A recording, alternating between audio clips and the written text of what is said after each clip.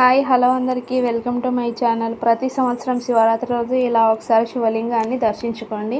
సాక్షాత్ ఆ పరమశివుడే మనకు కళ్ళకు కనిపించినట్టుగా ఉంటుంది.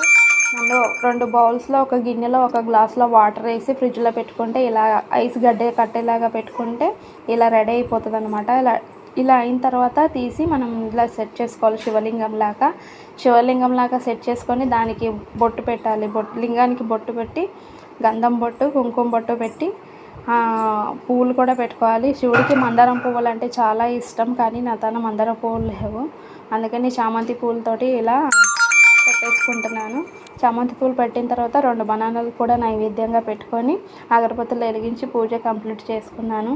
మీకు కూడా శివలింగం అంటే ఇష్టమా? అసలు శివుడు అంటే ఇష్టమా?